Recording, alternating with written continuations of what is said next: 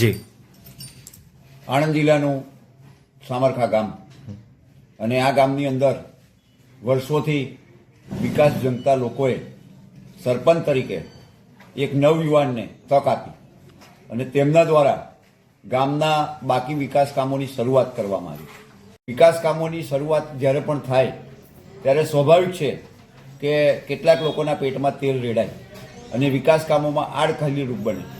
પરંતુ અહીં તો એક અજીબો ગરીબ કિસ્સો સામે આવ્યો છે કે ચોરી ઉપર સીના ચોરી.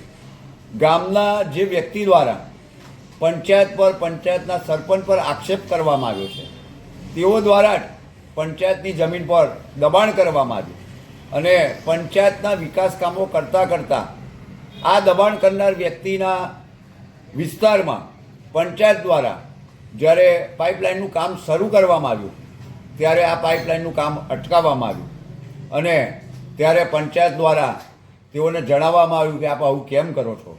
ત્યારે તેઓએ જણાવ્યું કે આ મારી માલિકીની જગ્યા છે.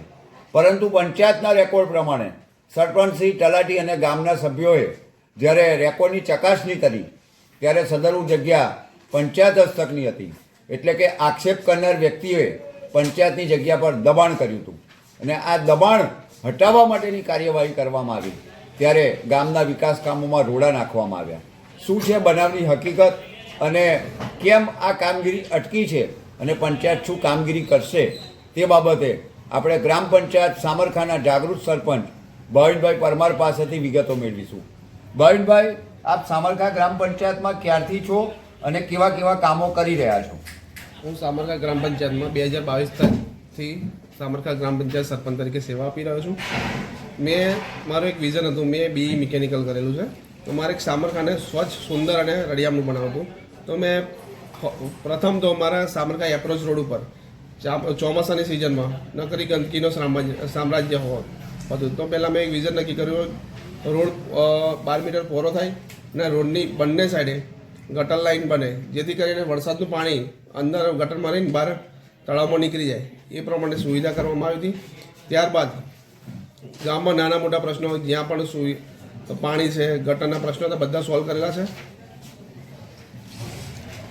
તમે ગામની અંદર ગટર લાઇનનું કામ શરૂ કર્યું, કોઈક વ્યક્તિ દ્વારા આ કામ અટકાવવામાં આવ્યું.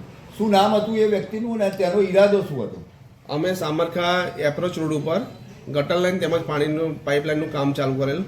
તેમાં ભરતભાઈ મગનભાઈ પટેલ દ્વારા એવું કહેવામાં આવ્યું કે આ જગ્યા મારી છે, આમાં તમે ગટર લાઇન તથા પાણીની લાઇન નાખશો નહીં. તો મેં કીધું કે તમારી હોય તો તમે પુરાવા રજૂ કરો પંચાયતમાં. એમ આ વ્યક્તિ દ્વારા જે દબાણ કરવામાં આવેલું છે તે દબાણ હટાવવા માટે આપણે શું કાર્યવાહી કરી? અમો દ્વારા પંચાયત દ્વારા નોટિસ આપેલી કે ભાઈ તમારું ગેરકાયદેસર દબાણ હોય તો સ્વચ્છાએ દૂર કરી લેવું. પણ એ ભાઈએ તો દબાણ દૂર કરવાની જગ્યાએ અમારી પર ખોટા આક્ષેપો મૂક્યા કે ભાઈ સરપંચે ભ્રષ્ટાચાર કરેલ છે. એ તમામ આક્ષેપો ખોટા છે. આપણે પંચાયતના જે કંઈ વિકાસના કામો કર્યા છે તે કામોની પારદર્શિતા માટે આપણે શું કાર્યવાહી કરી છે?